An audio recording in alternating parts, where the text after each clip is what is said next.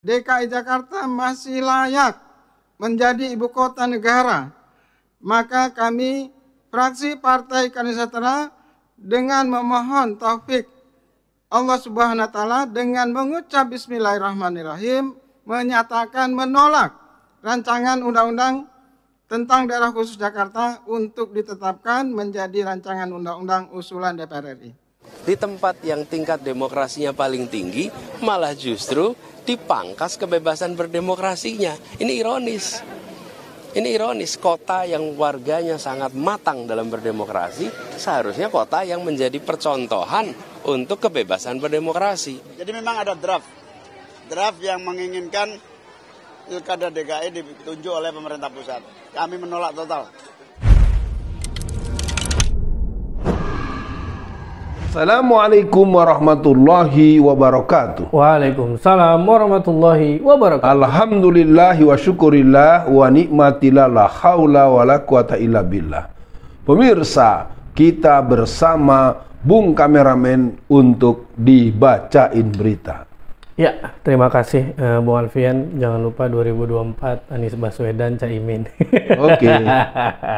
Ya Bung Alfian, ini ada berita dari TV One News. Judulnya adalah PDIP tolak gubernur dan wagub Jakarta ditunjuk langsung oleh Presiden. Mencabut hak politik warga. Begitu kata PDIP-nya. Nah Bung Alfian, mungkin ini berita hanya pintu masuk. Mungkin Bung Alfian mau merespon soal PDIP padahal mereka yang mungkin mengajukan. Tapi yang ingin saya tanyakan di awal ini adalah kenapa Jokowi begitu ngotot Bung Alfian, khusus Jakarta, dia pengen gubernurnya Presiden nunjuk langsung Bung Alfian. Bismillahirrahmanirrahim. Buat pemirsa, kita akan melihat ini sebagai sebuah permainan kotor, permainan jahat, permainan licik, permainan tiranik. Pertama, kita akan nyatakan bahwa ini adalah hal yang tertolak dan ditolak secara konstitusional. Yang kedua, kepada seluruh teman-teman yang berada di DPR RI, Anda dari fraksi manapun, dari partai manapun, agar berpikir bahwa jangan terus semakin dirobek-robek sistem pengelolaan negara kita yang sudah kita sepakati. Penetapan-penetapan yang ada, kita cuma punya pengecualian di Yogyakarta. Betul. Yang lain-lain tetap dalam posisi dipilih. Jadi pemilihan gubernur Jakarta harus dipertahankan demi pengelolaan negara yang berkeadilan, yang berketentuan hukum tetap, dan menunjukkan bahwa negara ini bukan merupakan sebuah kelembagaan yang bisa dikelola semau gue.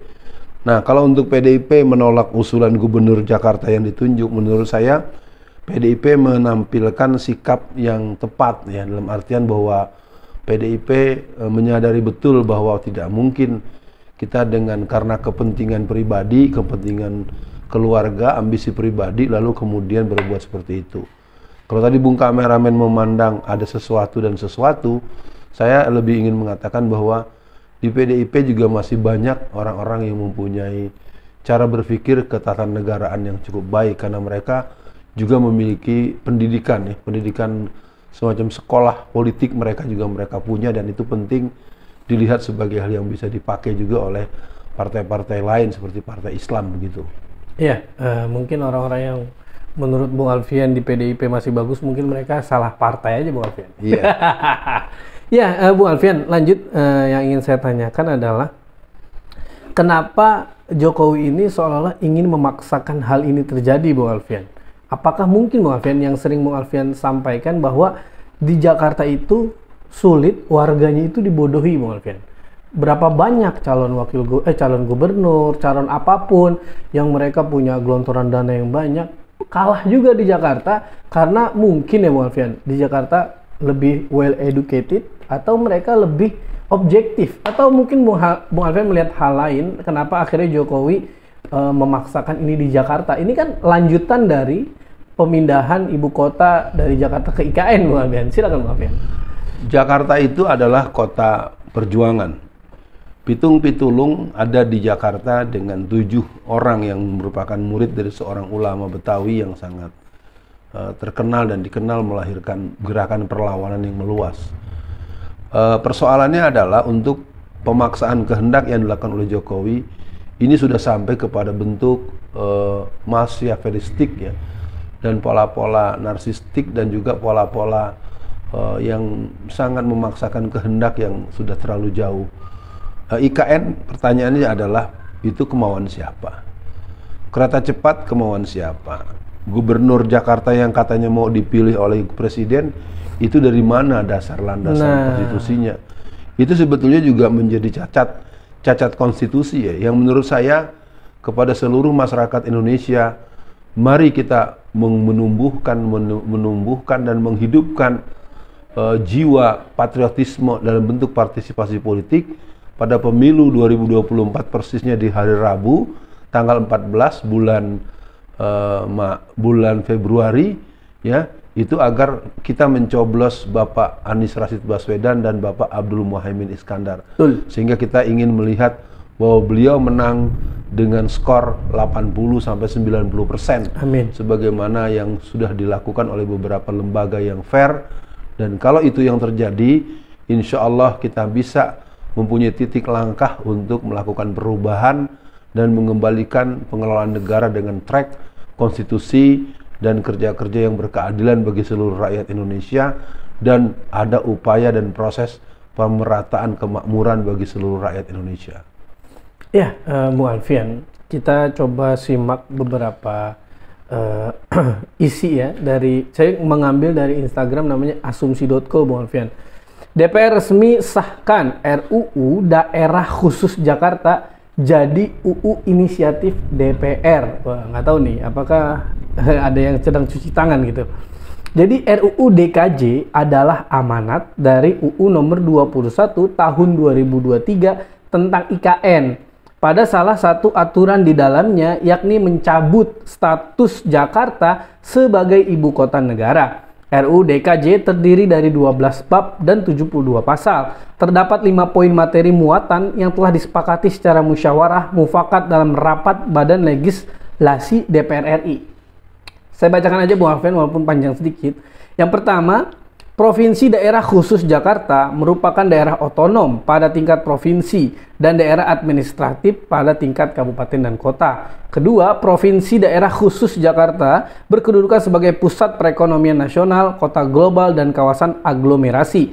Wilayah ini berfungsi sebagai pusat perdagangan, pusat kegiatan layanan jasa keuangan, serta kegiatan bisnis nasional, regional, dan global. 3. Provinsi Daerah Khusus Jakarta mempunyai beberapa kewenangan khusus dalam penyelenggaraan pemerintah daerah. Beberapa kewenangan tersebut antara lain meliputi bidang kebudayaan, ketenagakerjaan, pendidikan, pengelolaan wilayah pesisir dan pulau-pulau kecil, dan lain sebagainya. Bahkan untuk penguatan dan pemberdayaan masyarakat,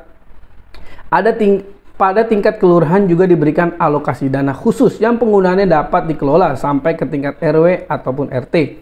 Dalam rangka mengatasi permasalahan yang ada di Jakarta dan wilayah sekitarnya, akan dibentuk Dewan Kawasan. Dewan ini akan mensinergikan antara daerah penunjang, yaitu Bogor, Tangerang Selatan, Tangerang, Bekasi, dan Cianjur. Agar pelaksanaan UU ini berjalan dengan baik dan benar sesuai dengan politik perundang-undangan, maka Badan Legislasi DPR RI wajib melakukan pemantauan dan peninjauan atas undang-undang ini.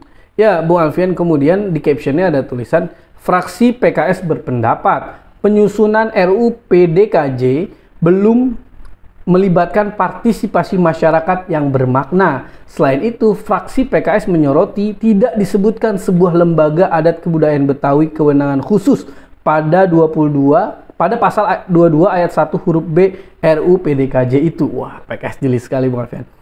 PKS atau fraksi PKS menganggap usulan pemilu gubernur, wakil gubernur, bupati, wakil bupati, wali kota, dan wakil wali kota perlu dipertahankan untuk mewujudkan demokrasi secara konsisten. Bung Alfian, untuk akhir sesi kali ini, Bung Alfian, apa respon Bung Alfian dari yang tadi saya bacakan, dan apa pesan perlawanan Bung Alfian bagi warga Jakarta? Loh, PLT di daerah lain yang tidak sesuai dengan daerahnya aja bisa ditolak, di Jakarta nggak bisa, Bung Alfian. Makanya kalau bisa ini harus digerakkan, Bung Alfian. Silakan untuk closingnya juga.